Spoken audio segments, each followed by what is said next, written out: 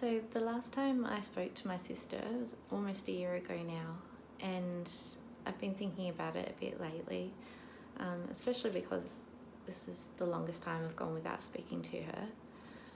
But in the conversation that we had, it was about me telling her that I was no longer going to be a Jehovah's Witness.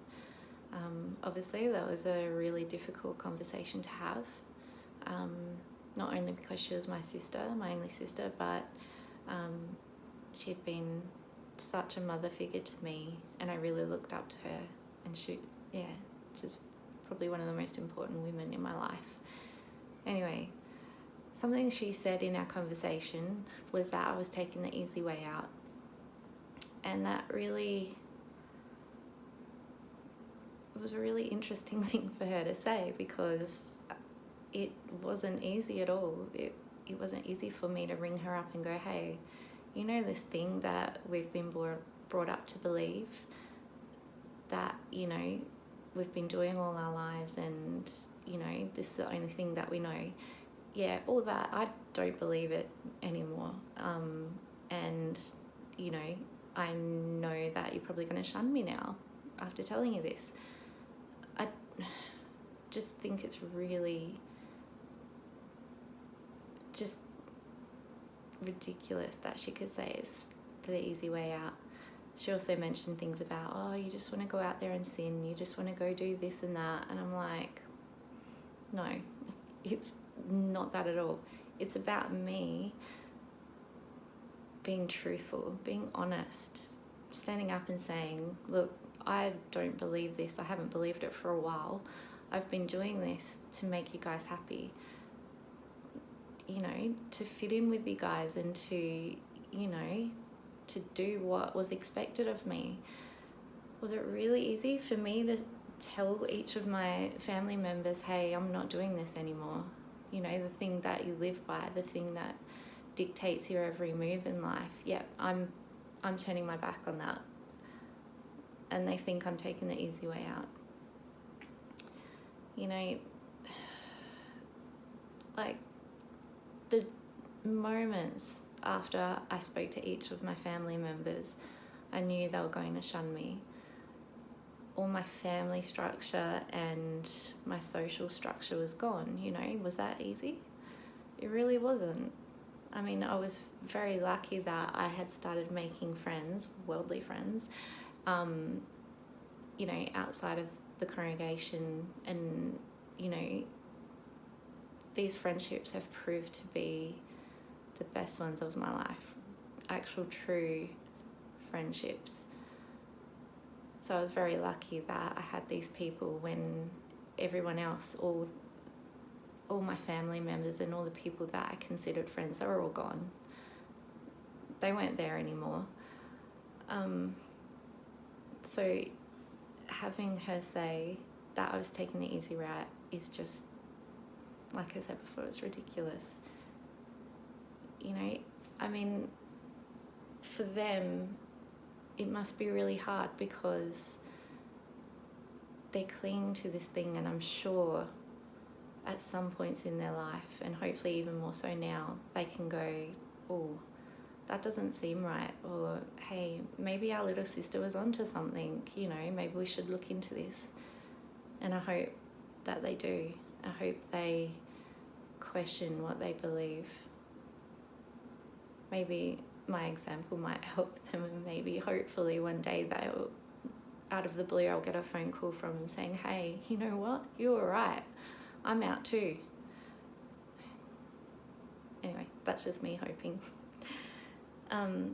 Another thing I wanted to talk about in relation to the easy way out is when I spoke to my dad and my brother about leaving, both of them mentioned mental health. And that's something that I had been struggling with since I was about 15. And looking back now, I can, you know, actually see it for what it was, in that,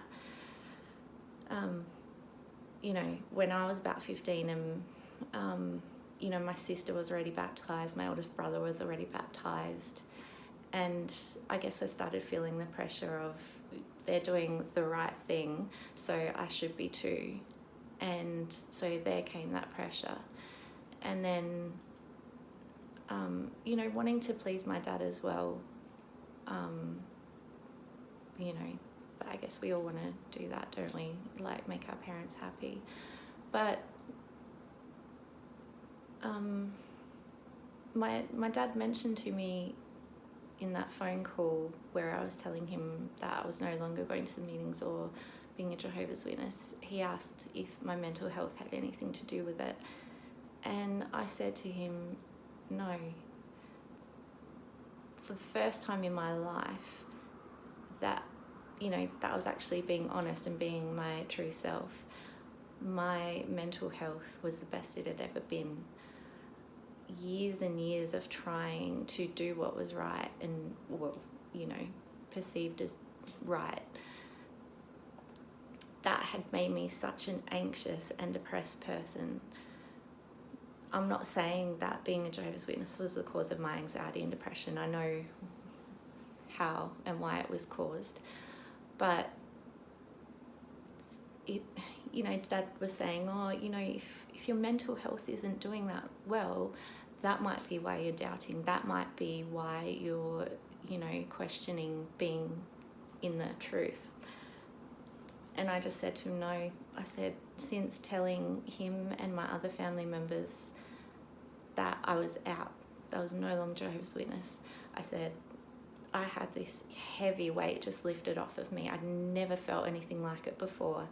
And in the year that I've been out and that I've been, you know, doing my own thing, my mental health is, yeah, it's amazing.